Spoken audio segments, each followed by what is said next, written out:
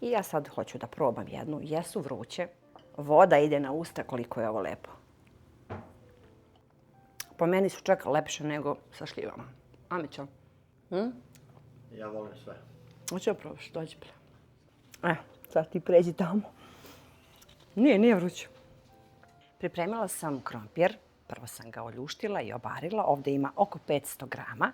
I sad je bitno da ili onom mutilicom izgnječimo krompir ili ako imate ovu presu kao ja, nebitno je, a može i mikserom.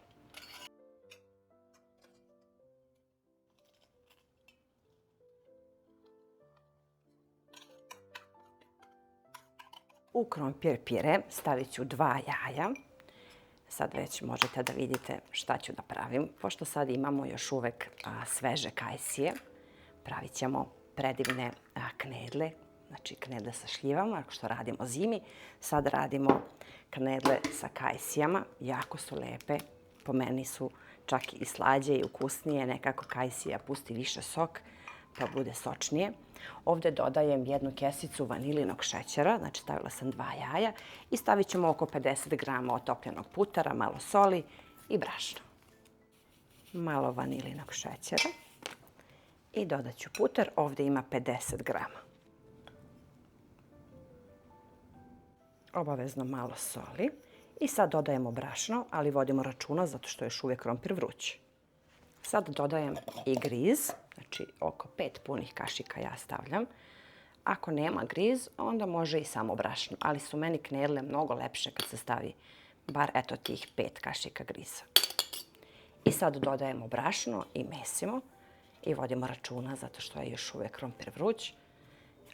Ovo testo treba da nam bude onako mekano zamešeno i da bude baš lepljivo, da bi nam one posle bile onako mekane, fine, ne one žilave i tvrde. Ali stavljat ćemo brašno dosta na ruke kad ih budemo pravili i nema veze što je testo mekano. Evo, sad je fino mlako. Sad dodajem postepeno brašno. Ja sam pripremila oko 300-350 grama, ali ja volim ovako postepeno da dodajem i da mesim. Pa onda osetim pod rukom da mi testo bude mekano, fino.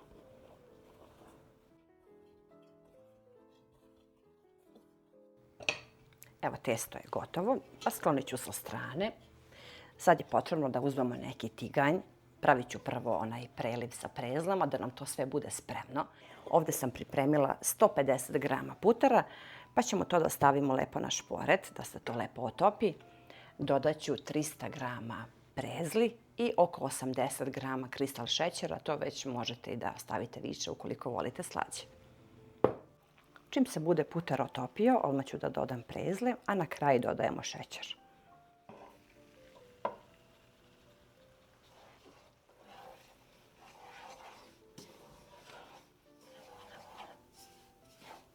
Uključimo šporet na laganu vatru, znači otprilike mešamo non stop dok prezle ne dobiju onako zlatno-žutu boju. Ne sme da nam zagori, zato mešamo. I čim takvu boju budu dobile, onda sklanjamo i stavljamo šećer.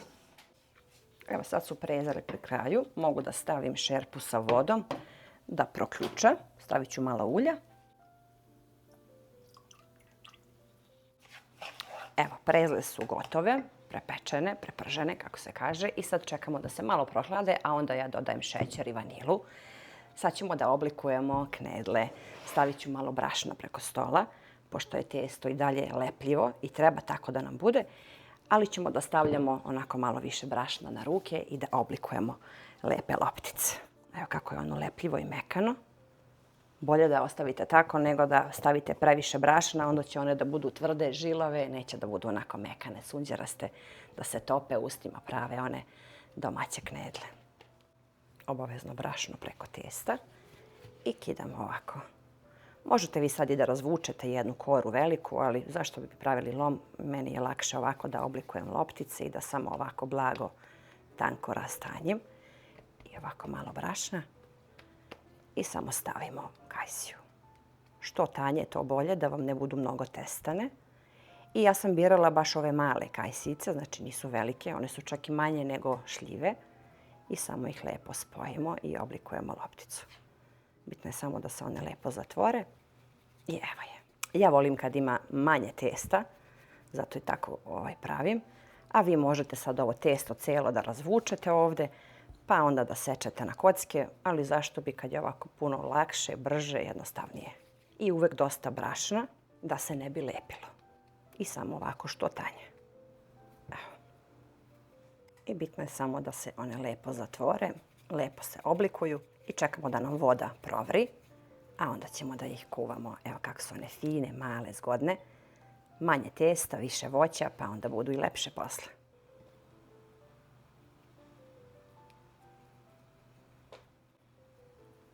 Toliko su fine, male. Baš sam birala onako male kajsije, da nisu baš velike, jer ja volim da mi ove knedle budu manje. Voda već polako počela da vri, tako da ćemo sad da spuštamo jednu po jednu. Prezle su spremne, samo da dodam malo šećera i vanile. Verujte, cijela kuća miriše na ove prezle, pržene. To tako lep miris.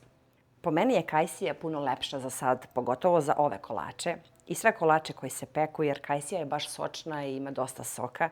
To je jedan stvarno pravi specijalitet sad. Pa stavite i kajsiju u zamrzivač pa da imate za zimu. Da pravite ove divne knedle. I obavezno dosta brašna jer je testo baš lepljivo. Ali sve se to lepo sredi. Dodat ću šećer i jednu kesicu vanilinog šećera. Ja volim da se osjeti vanila. I ovo nam je spremno i sad možemo da kuvamo knedle.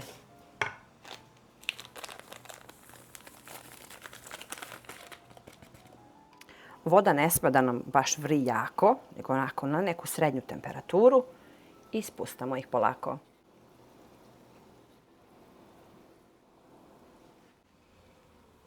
I sad je bitno da ih pustimo ovako da se kuvaju nekih 7-8 minuta dok ne isplivaju na površinu, a onda ih kuvamo još minut, dva i stavljamo u prezle.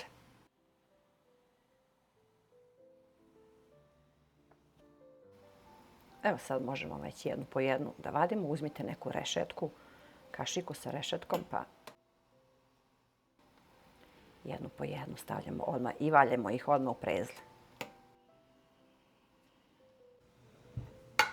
Evo sad odmah dok su vruće, odmah se valjaju u prezle i ja volim da ih stavim u neku činiju lepo.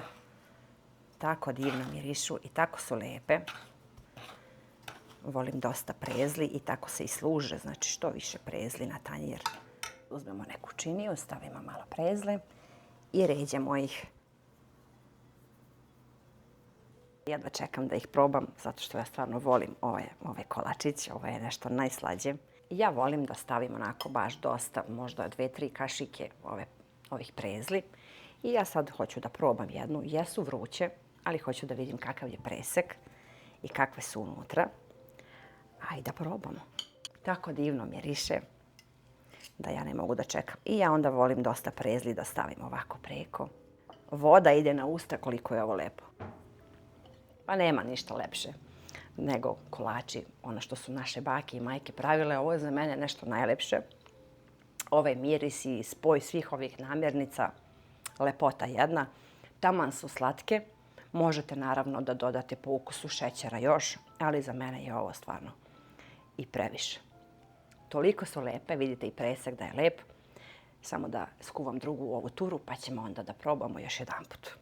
15 komada, to je sasvim dovoljno. Možete da ih ohladite pa da ih stavite lepo u zamrzivač pa onda da jedete kad vi poželite. I sad ćemo da probamo još jednu.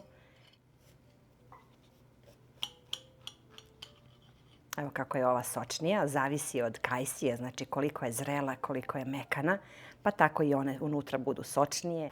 Ja volim i jedne i druge, ali eto neko voli kad su ovako sočne. Baš zato što je ova kajsija daleko sočnija, mekša. Ja sam birala tvrđe jer one jako brzo kući i propadnu i sve. Ali vi gledajte ukoliko imate mekane, onda njih stavite. One su baš onako sad se stvarno tope u ustima. Po meni stvarno i kiselo i slatko daje onako notu. Ove šećer i ove kajsije nisu nešto mnogo slatke. Tako da je idealna kombinacija za ove predivne knedle. Možete naravno da prohladite i da ih stavite u one zipo kese, da stavite u zamrzivač i onda su vam spremne, samo izvadite, stavite u mikrotalasnu ili u rernu i imate gotov kolač. Eto, to bi bilo od vaše Aurore za ovaj put, pa se vidimo uskoro sa nekim novim receptom iz moje kuhinje. A ja moram da dovršim ovu knedlu, jer ovo je nešto stvarno za mene specijalitet. Ovo nema da se kupi ni ovdje, ja verujem nema nigde. Po meni su čak lepše nego sa šljivama. A Mićo? Ja volim sve. Hoću da probaš, dođi pre. Mića, dođi vam. Dobri Mića da proba. Stalno pitaju za gde je Mića, gde je Mića. Kažu da je ovo savršenstvo. Joj. Pa ja moram da kažem da je ovo Mićin kolač prvenstveno. Ovo je moja svekrva pravila Od ovog nema dalje. nekad. I to su bile najljepše knedle koje sam ja ikad probala u životu. Znači, to je Miljanova mama. I onda sam ja naučila od nje. A nikad ranije nisam pravila knedle. Znači, zahvaljujući moje svekrvi i ovaj predivan recept, mi danas uživamo u ovom predivnom kolaču. Tako da vam preporučujemo da probate baš po ovom receptu i da uživate. Nema ništa lepše od ovoga.